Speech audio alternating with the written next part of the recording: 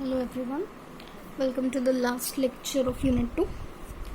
तो इस लेक्चर का टॉपिक है लीनियर डायफेंटाइन इक्वेशन। ठीक है, तो ये लीनियर डायफेंटाइन इक्वेशन क्या होता है? जैसे हमारे पास एक इक्वेशन है ax plus B Y equal to C, ये एक लीनियर इक्वेशन है। अब इसे हम लीनियर डायफेंटाइन इक्वेशन कब कहेंगे? जब हमारे पास तीन वेरिएबल्स हैं जो कि ए बी और सी, तीनों के तीनों जो है वो नंबर्स हो गए। ठीक है, तीनों जो है वो नंबर्स होंगे। A b c are integers such that both a and b are not zero. दोनों ए और बी जो है वो ज़ीरो नहीं होंगे। ठीक है, अब एक्स और वाई जो है यहाँ पे वेरिएबल रहेगा। अब ऐसे इक्वेशन में जहाँ पे एक्स और वाई दोनों नॉन नेगेटिव भी होना चाहिए, अगर ये नॉन नेगेटिव है तो हम क्या कहेंगे कि ये जो इक्वेशन है वो क्या है? लीनियर डायफेंटाइन इक्वेशन है। ठीक है, तो यानी इसमें जब दो ही कंडीशन होगी, पहली कौन सी? ए बी जो है वो क्या होना चाहिए? नॉन नेगेटिव इंटीजर्स होनी चाहिए, और साथ ही साथ ए और बी जो है वो दोनों में से कोई एक जो है वो नॉन ज़ीरो नहीं होना चाहिए। दोनों के दोनों जो है वो नॉन ज़ीरो होना चाहिए। ठीक है, तो ऐसे इक्वेशन को हम लीनियर डायफेंटाइन इक्वेशन कहते हैं। तो अब ये जो लीनियर डायफेंटाइन इक्वेशन है उसके ऊपर एक थ्योरम बना हुआ है। जैसे suppose X plus B Y equal to C जो है, अगर हमारे पास ये लीनियर डायफेंटाइन इक्वेशन है और हम क्या देखते हैं कि जब हमने ए और बी का जीसीडी निकाला, ए और बी का जीसीडी क्या होगा? डी।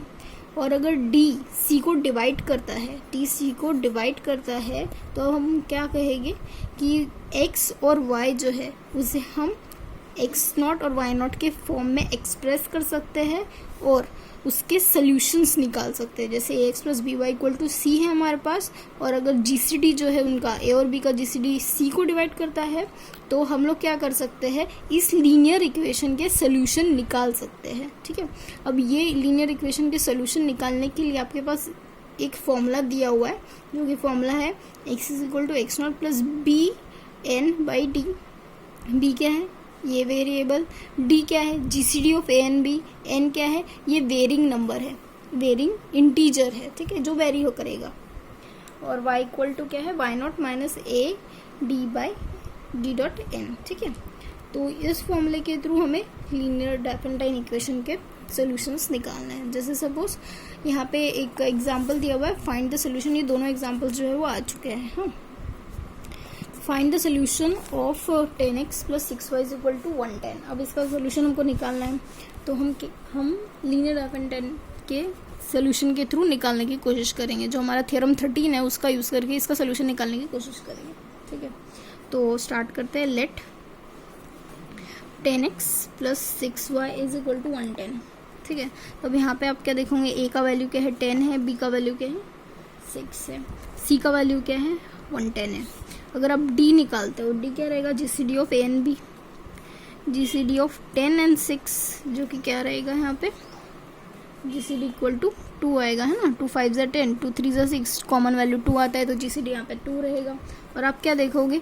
2 डिवाइड करेगा किसको? 110 को डिवाइड कर रहा है, तो यानी ये वैल्यू जो है इसका सोल्यूशन जो है वो एग्जिस्ट करेगा, है ना। हेंस हम लिखेंगे the given equation has infinitely many solution। ठीक है, इतने बहुत सारे solutions रहेंगे। ठीक है, तो हम लोग क्या करते हैं? लेट हमको फाइंड आउट करना है ना, x naught comma y naught हमको फाइंड आउट करना है। b written as A X not plus B Y naught equal to C. ठीक है, तो अब हमको एक्स नॉट और वाई नॉट फाइंड आउट करना है, तो अब हम क्या करेंगे? यूक्लिडियन एल्गोरिदम का यूज़ करेंगे। By Euclidean algorithm. ठीक है, यूक्लिडियन एल्गोरिदम के हिसाब से क्या होता है? हम लोग जो है वो फैक्टराइज करते हैं वैल्यूज़ को। जैसे ए का वैल्यू है तो बी सी प्लस आर लिखते हैं, है ना। तो ए का वैल्यू यहाँ पे बी इंटू सम इंटीजर, यहाँ पे आर नॉट और आर वन, इस तरीके से वो वैल्यूज़ लिखी जाती है। तो हम लोग इसको फैक्टराइज करेंगे। ठीक है, तो ए का वैल्यू यहाँ पे क्या था? 10 था। बी का वैल्यू क्या था? यहाँ पे 6 था।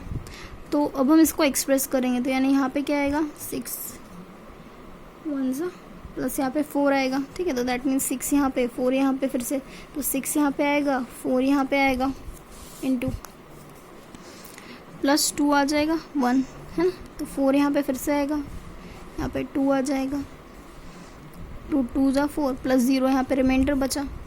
दैट मीन्स कि आप क्या करोगे, यहाँ पे जो मेन वैल्यू है 2 रहेगी, GCD 2 आया है ना, तो हम 2 इज इक्वल टू लिखेंगे, 2 इज इक्वल टू 6 माइनस 4 लिखेंगे। हमको क्या करना है, हमारे इक्वेशन को एक्सप्रेस करना है काय में, 10 में और 6 में, ठीक है। तो अभी ये जो 4 है, इस 4 को आप कैसे लिख सकते हो, 10 माइनस 6 लिख सकते हो। तो आप वैसे ही लिखोगे फ्रॉम स्टार 10 माइनस 6, तो यानी यहाँ पे क्या हो जाएगा, ये वैल्यू क्या हो जाएगी, 2 इंटू 6 माइनस 10, ठीक है। 2 इंटू 6 माइनस 10, तो इसे आप कैसे लिखोगे, माइनस 10 प्लस 2 इंटू 6, आपने ऐसा लिखा इसको, ठीक है। तो यानी आपने क्या लिखा, 10 into minus 1 plus 6 into 2 equal to 2। देखिए आपको जो इक्वेशन मिला है उसके वेरिएबल्स क्या है, उसके वेरिएबल्स है 10 है और 6 है, ठीक है। 10 है और 6 है उस इक्वेशन के वेरिएबल्स। पर आपको क्या करना है, ये जो c है, c का वैल्यू यहाँ पे निकालना है। जैसे यहाँ पे हमारा c जो था वो कितना था, 110 था। तो आप क्या करोगे, इस इक्वेशन को 55 से मल्टीप्लाई करोगे, सो दैट ये इक्वेशन जो है वो क्या हो जाए, यहाँ पे 110 हो जाए, ठीक है। तो आप यहाँ पे मल्टीप्लाई कर रहे हो 55 से, तो यहाँ पे ये कितना हो जाएगा, 110 हो जाएगा, है ना। ये वैल्यू क्या है, 110 हो जाएगी। यहाँ पे फिर से आप मल्टीप्लाई करोगे 55 से, तो यहाँ पे फिर से 110 हो गया, 10 एज इट इज माइनस 110 हो गया, ठीक है। इस तरीके से इक्वेशन हो गया। आपने 55 से मल्टीप्लाई, यहाँ पे 55 आएगा, है ना। तो ये हमारा एक इक्वेशन बन गया। दैट मीन्स कि यहाँ 10 into minus 55 plus 6 into 110 equal to 110 आ गया, ठीक है। तो अब यहाँ पे आप क्या देखोगे कि यहाँ पे आप इस इक्वेशन के थ्रू आपने यहाँ पे c निकाल लिया, c का वैल्यू मिल गया। दैट मीन्स कि अब आप यहाँ पे क्या देख सकते हो कि आप x0 का वैल्यू देख सकते हो और y0 का वैल्यू देख सकते हो। x0 का वैल्यू आपको यहाँ पे 55 मिल रहा है, माइनस 55, और y0 का वैल्यू यहाँ पे आपको 110 मिल रहा है, ठीक है। ये दो वैल्यूज जो है वो आपने निकाल लिए। अब आप क्या करोगे, सोल्यूशन जो फॉर्मूला दिया था उसका यूज़ करोगे। देन द सोल्यूशन आर, आपको सोल्यूशन दिया हुआ था थ्योरम में, x की जगह आपको क्या लिखना है, x is equal to x0 plus b by d into n. y की जगह क्या लिखना है, y0 minus b by a by d into n. ये फॉर्मूला था हमारा। तो दैट मीन्स आप यहाँ पे वैल्यू सब्स्टिट्यूट करोगे। x0 का वैल्यू माइनस 55 है, प्लस b का वैल्यू कितना है, b का वैल्यू है, d का वैल्यू जो है वो 2 था, n का वैल्यू एज इट इज रहेगा, b का वैल्यू। इस तरीके से आप b और a का वैल्यू सब्स्टिट्यूट करोगे। दैट मीन्स x का वैल्यू आपको कितना मिल रहा है यहाँ पे, माइनस 55 प्लस 3n। y का वैल्यू क्या मिल रहा है आपको, 110 माइनस 5n, ठीक है। पर आप कंडीशन क्या थी, सिंस कंडीशन क्या थी, x, y जो है वो क्या है, ग्रेटर देन इक्वल टू 0 है। दैट मीन्स क्या इम्प्लाई करेगा कि ये value greater than equal to 0 हो गई। दैट मीन्स कि 3n जो है वो ग्रेटर देन इक्वल टू 55 हो गया, और ये value greater than equal to 0, यानी यहाँ पे क्या हो गया, 110 is greater than equal to 5n हो गया। तो यानी आप यहाँ पे क्या देखोगे कि n का वैल्यू जो है, n का वैल्यू कैसे आ रहा है, 55/3, इतना वैल्यू जो है वो बड़ी होनी चाहिए, और n का वैल्यू क्या होना चाहिए, यहाँ पे आपको वैल्यूज पता चल रहे हैं कि n का वैल्यू जो है वो मैक्सिमम वैल्यू जो है वो 22 हो सकती है, और यहाँ पे आपको मिनिमम वैल्यू पता चल रही है, ठीक है। यानी इसके बीच में आपकी वैल्यूज जो है वो रहेगी, ठीक है। तो यहाँ पे हम लेंगे since n is an integer, n क्या है, हमारा इंटीजर है, तो n का वैल्यू हम क्या लेते हैं, जैसे आप इसको डिवाइड करोगे तो क्या देखोगे, 3 1 ज़ा 3 8 ज़ा 24 होता है ना। तो दैट मीन्स कि यहाँ पे आपको n का वैल्यू, यहाँ पे पॉइंट समथिंग बच रहा है। दैट मीन्स कि आप क्या करोगे कि आपका n का वैल्यू जो है वो आप लोगे 19 20 21 और 22, है ना, क्योंकि 22 ये एग्जैक्ट मैच हो रहा था। तो इतना ही वैल्यू आप लोगे। अगर इसके ज़्यादा अगर आपने वैल्यू लोगे तो आप क्या देखोगे कि या तो आपकी एक्स की वैल्यू नेगेटिव में आ रही है या तो वाई की वैल्यू नेगेटिव में आ रही है। तो आपको क्या चाहिए, आपको तो दोनों वैल्यू पॉजिटिव चाहिए, इसलिए ये एन की इतनी वैल्यू आ जाएगी। ठीक है, फिर जब आप ये एन की वैल्यू सब्स्टिट्यूट करोगे, एन का वैल्यू जो है वो सब्स्टिट्यूट करोगे कहाँ पे, हमारे एक्स में। एक्स क्या था हमारा, x is equal to -55 + 3n, और वाई क्या था हमारा 110 - 5n। ठीक है, जब आपने n का वैल्यू यहाँ पे 19 रखा, n का वैल्यू 20 रखा, n का वैल्यू 21 रखा, n का वैल्यू 22 रखा। ठीक है, तो आप क्या देखोगे, इसी इक्वेशन में n का वैल्यू आपको वेरी करना है।